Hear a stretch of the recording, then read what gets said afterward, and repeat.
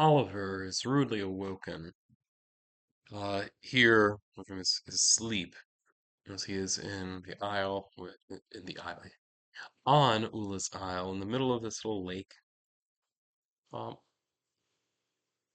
as he hears shouting, and still the smell of smoke from Preen's bus that was burning through the night, and his own bike as well.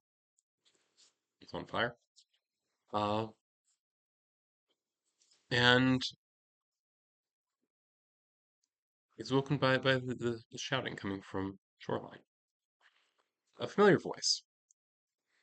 It is Shen. Yelling, they want the Savvyhead, and everything's going to be okay. Oliver's, of course, torn. Because and people have already died to protect him from Bill's gang. But at the same time, he is not at all convinced that going with them willingly is the right thing to do. Now, as he looks around, he's not the only one that has been woken by this. He does see that Preen and the handful of people who are here that are part of her gang. I'm going to say a dozen or so. I know, probably grew since the last session. But by the way, I realized that I did some things wrong in terms of system. But so that aside for now, right now we're worrying about story and immersion. Right, so he's not ready for this. So he says, okay, I'm going to try to get an eye on what's happening here, find our best route to escape, because I don't think there is any way that we're going to be able to face this crew ourselves. We're just too outnumbered. Just too outnumbered. We're not going to win this fight. But let me see if I can get a read on the situation, or at the very least, I want to, if not read the situation, perhaps it would be better for me to keep an eye out. Maybe I should read the situation. Yes. All right. So I think I need to read this situation and figure out what is our best way out of here. Right, so he reads the situation. Plus 2, 8, 9, 10. 10, that's a good roll. Right, so as he takes a look around, he's trying to figure out what is the best escape route. And the most obvious thing, right, as he's kind of peeking through the cracks between the boards in Ix shack that's here on Ula's Isle, you can see, right, that they don't have the whole lake surrounded. Instead, they are like by where the vehicles are, which makes some degree of sense. This is what you'd want to do, right, since they don't know if things got repaired or whatever, right? So I think it makes sense that they are going to just, in effect, try to go out the back is really their best plan of attack. Okay, now which enemy is the biggest threat? Well, I mean that is obviously Shan. Okay, what should he be on the lookout for? I think, um, yeah, I think what should he be on the lookout for is a good question. So I think that what he needs to be on the lookout for is there might be some people that are in fact planning for them to go out the back. So I think that that is something that he does need to be on the lookout for, which is good to know about. And then was that the three? I think that was the three. All right, so I think we have a plan then. Now, when we act on this plan, we get an additional +1 on what we're going to do. So, because we are in effect in battle here, because I don't think that we are going to be able to just sneak out. I think we are actually going to have to like face this as a battle, right? So, while we are sneaking out, nonetheless, I think there will have to be an exchange of arm here. Right? So I think what I'm going to do here, right, is they can see us coming out of the shack, is my thought. Right? So they are shooting at us from the land, while at the same time we are trying to, one, like Preen's gang is shooting back as far as that goes, and we're not just running. Right. So I think that this is a case where there is a size mismatch. Right. So what I decided here, now this is this quick system note. I think that I did things wrong before, and that I was giving them harm and armor based on size and then adjusting again because of the size mismatch. That's not the way you're supposed to do. You're supposed to instead say, okay, this gang, what kind of armor are they generally wearing? What kind of weapons do they generally have? What kind of armor and harm would they generally do? And then you apply the size mismatch on top of it. Right, so what we have here, this is a small gang versus a large gang. So the large gang gets to give two more harm and gets two additional armor in addition to what it would normally have. So what I've decided here is that it makes sense. Each of these gangs actually is more or less equivalent in terms of how well armed and armored they are. So that's one armor, three harm is what I've decided. Right. So what we're doing here is a seize by force. Right. So we're going to try to fight our way free is the goal here. And this is rolling plus hard, which is up to a zero. Right. Plus. Okay. Got a nine. Hey, nine plus one because I am acting on the information that I got. Right. So I get to choose three things. Oh, thank goodness. Thank goodness. Okay. Right. So it says you we get to choose three. That is inflict terrible harm, suffer little harm, uh win free and get away, impress, dismay, or frighten the enemy. Ooh man. Okay, obviously I want to get away. That's going to be one of the things. The other two things, I'm debating whether I want to impress, dismay, and frighten them. Because if so, that would give us a better chance of getting away. So I think that is what I'm going to do. I think that's what I'm going to do. I'm going to try to scare them away as well. Right? So, what do we have? Uh, we didn't get the technology that I wanted to get. Right? I assume that I have some other kind of gadget that can do something impressive. I don't know what it is. I mean, I'm thinking like glorified flashbang is the kind of thing I'm going for, right? We're just pretending that it's bigger and flashier than it is. And I don't, and I mean like we as Preen's gang and Oliver are pretending that this is a bigger deal, more potentially harmful than it is, and that is going to impress, dismay, frighten the enemy. So they're less likely then to try to just follow us, is the plan. Or at the very least, it's going to buy us a little bit of time so that they're a little bit further behind us. I kind of like that idea. Okay, so there may be some chasing going on, possibly, but we're going to buy ourselves a little bit of time, is the plan here. All right, so that's one thing. Another thing, I think I want to suffer little harm. I think that that is going to be my priority on this one. So we're getting away, we're going to suffer little harm, and we're going to frighten, dismay, terrify the enemy. So that is adding it all together, what's happening. So working out through the mechanics of it. First, in terms of harm, now I know one thing.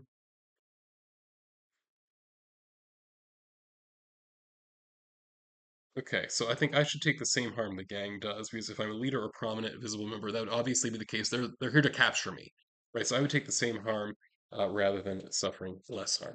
All right, so what is happening? Okay, so we both do three harm, so three versus three, so we three harm for each of us. However, we're suffering less harm, and we have one armor, so that would make it down to one for us. They'd be taking three, but they have one armor as well. Then we get the size mismatch, and that means they do two additional harm and take two fewer, so two additional, two fewer. So we suffered three harm, and that's real bad. All right.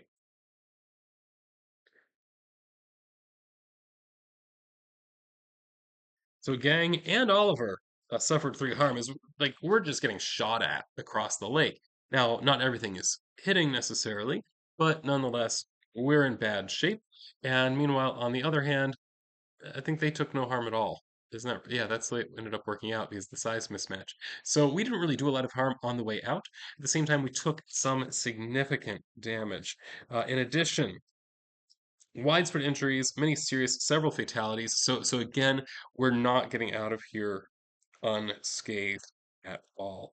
Now, if the lead, okay, we do have a strong present leader in Preen herself, so the gang will instead, in fact, still hold together at this point, because up to four harm this continues to hold together. So we did lose a couple more guys as you're leaving. Oliver himself is in real rough shape. So degrees of harm. Three things for okay, less serious. Three after. Okay, so this is less serious. Okay. So at the moment, um, Oliver is hurting, definitely. He's not going to get better without treatment. But at the same time, he's not like going to be on death's door either. Right. So they are trying to leave, and I think we're at the point now where we really want to try to get out of here. Is it? So, and we could do this as a cat and mouse. We don't have vehicles, so it doesn't make any sense to say we're trying to outdistance another vehicle or something like that, because it sent another vehicle. All right. Yeah, so I think what we're trying to do here, this is going to be cat and mouse, and we are definitely the mouse here. So we are trying to escape and try to get away from them as we go. We're not currently in a battle. We did manage to get escape from that, but we want to lose them is really the plan here. All right, so I'm going to go ahead and roll plus cool to do that,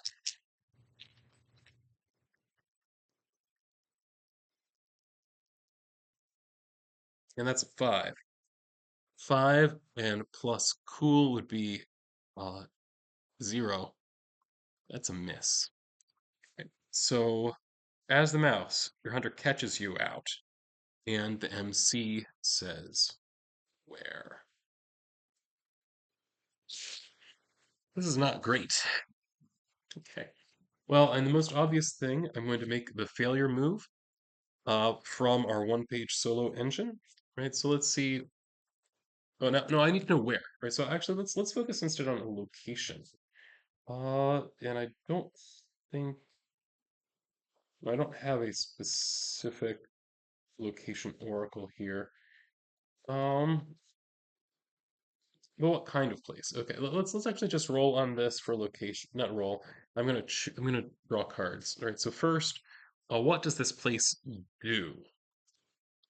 7. It's a place of creation, social creation. So it makes sense that uh, so they get to pick where they find me. Social creation. What kind of place is it? It is mundane, again, social. So we're definitely doubling down on the social here. So I'm thinking, and this feels like it would be a workshop or something like that, right? So they are chasing us. We are going across the waste. We are on foot, so we are running, right? While it took them a little while, so I think that we are like running as fast as we can in the direction we think makes sense, right? And they are having to get back on their bikes and their vehicles, whatever happens to be. The tank is not finished yet, I assume. So they are then going to be chasing us down. And as they do so, they do kind of have the ability to hurt us as we kind of see them off to one side, off to the other. And Preen, her gang, and Oliver are all just running across the waste as best they can. Definitely getting a bit out of breath, I imagine. And they see in the distance what looks to be a hangar or a workshop or something like that. Like imagining there's some kind of workshop going like here. Right? And there are definitely people there in this workshop. So here, hey, there's cover here. This is the best we can do. Right? So we get there, we get to the cover, we get inside, right? And I want to know who we find inside. Uh, First thought is that it might be white. I don't think it is, but I think I want that to be a possibility. So I'm going to go ahead and roll. We're going to roll 2. Oh, wait, no, I'm just going to. I do roll. First die is. I think it's unlikely. But is white there? Yes. White is there. Any modifier on that? 6. Yes, but. Oh, no, yes, and. Okay. All right. So here in this workshop, we happen to have found, right, a workshop where White himself is working, and he also has other people in there, I guess like his, I don't want to say cronies, but his assistants. That's the word. Right. So his assistants that are doing work, and this actually is where they're working on the tank. So we walk in and we know a few things. One is we just made a terrible mistake. Because we literally walked right into where Bill's gang wants us to be. Right, so I believe that the way this ends is that White looks over and says, Oliver. Fancy seeing you here. And that's where we're going to end the session. Right. So let's go ahead and stop there. Now, for those of you who haven't watched much of the rest of the series, just to explain to you what I am doing now, uh, the way that I'm playing this series is every session is divided into two pieces. One piece is the play piece, the other piece is the plan piece. So we play, then plan. I'm using a an outline here, which I have discussed before, but again, if you're new or need reminded, it is an outline for a three-act structure across 8 sessions. This was originally designed by, what was her name? Katrina Ostrander. Wait, this was session 5, the villain's revenge. So it says that one of the villain's minions or plots triumphs over the PCs temporarily. I think this is a pretty big um, triumph, right? So uh, that's where we are right now. Forced to flee abandoned location absolutely happened, and we have kind of bled a little bit into session 6, that is the third quest, but because we're now at a third new location. So the location we are currently at, which I'm going to add to my threat list, and let's go ahead and develop this as a threat using the structure provided for us by Apocalypse World. Okay, so this is threat number 15. I'm just going to call this White's Garage.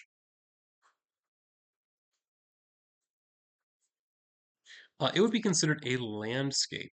So what kind of landscape is it? Well, let's go ahead and roll, see if this makes sense. So there's a furnace, it's to consume things. I don't think that makes sense. So the options are this. Prison is to contain or to deny egress. Breeding pit to generate badness. I think both of those are good candidates. Furnace to consume things, a mirage to entice and betray people, also possible. Actually, oh, I really like mirage. Yeah, it's a mirage. Impulse to entice and betray people. Who is here? Well, White is here. White and assistance. I'm wondering where we are relative to Fleece's landing here. I'm imagining we are actually to the west right now.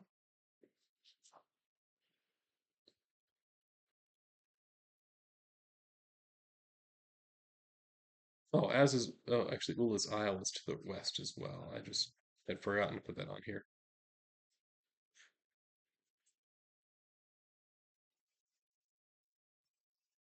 All right, cool. So I've got my threat here made for that. All right. So planning then for the next session.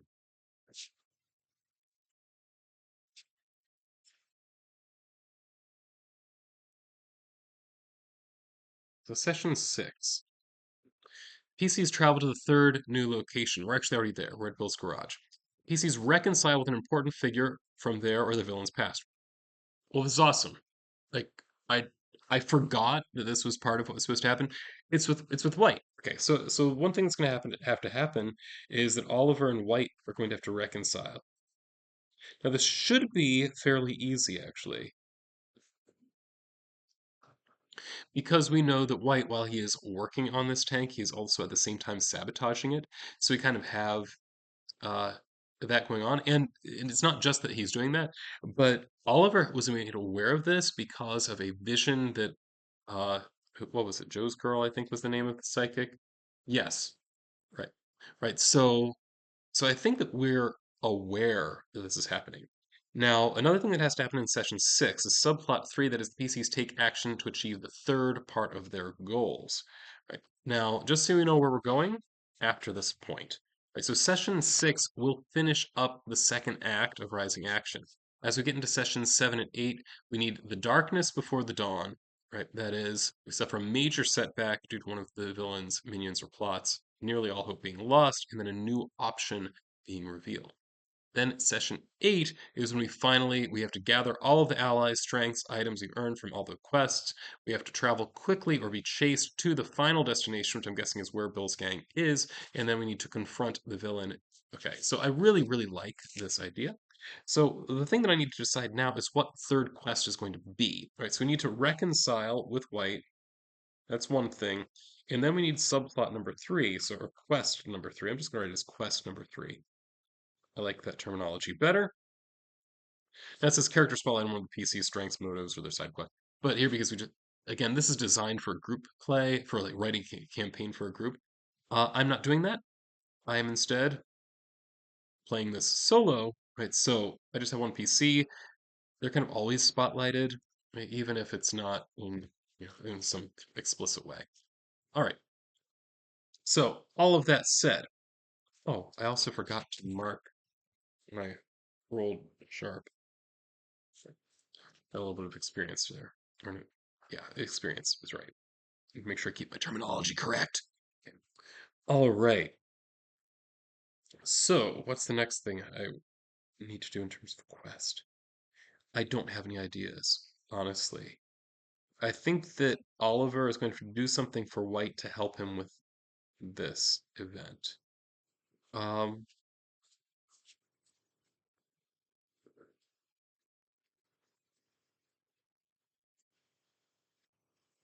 what I think I'm going to do, again, because I am not feeling creative at the moment, I'm going to pull out my one-page solo engine.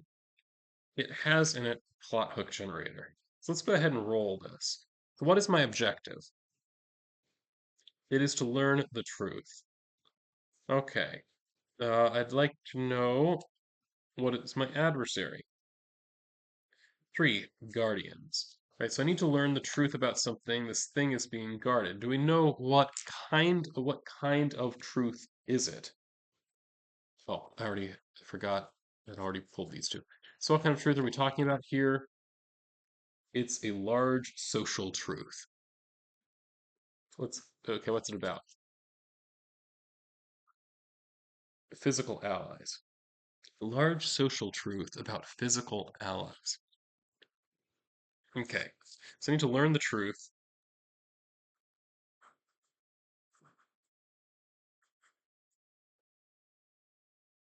Large social allies physical.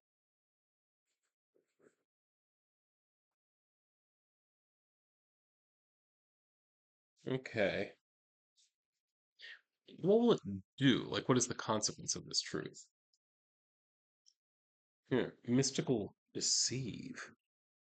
That doesn't make any sense to me. I'm not immediately clicking it with this. Like, large social allies physical.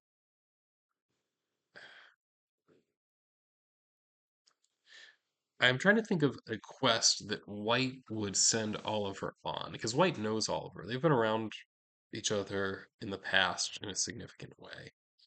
So, what is it that White would want Oliver to do for him once they reconcile? And they know that they're really actually both on the same side at this point. So what is going to be useful to him?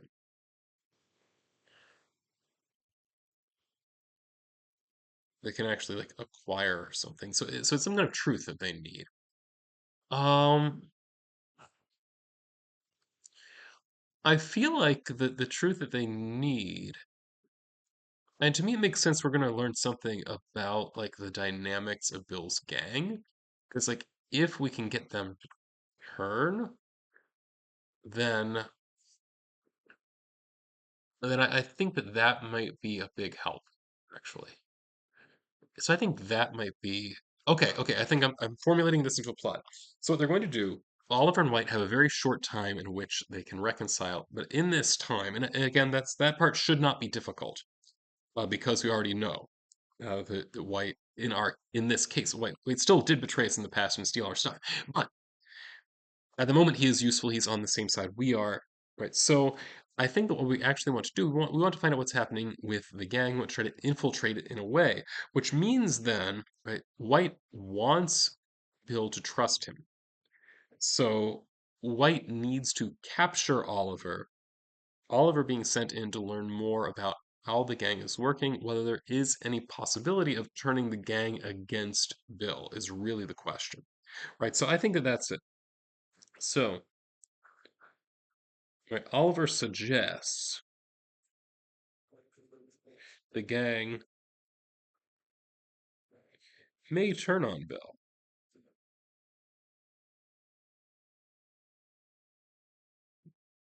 but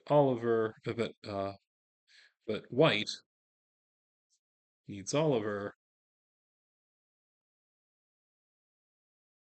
to figure out who will turn easily.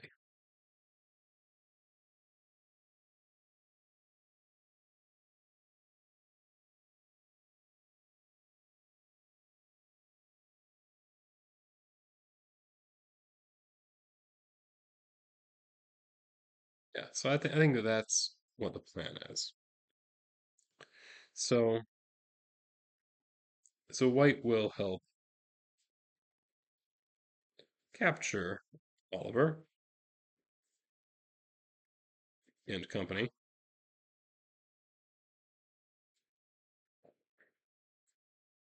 and they will learn this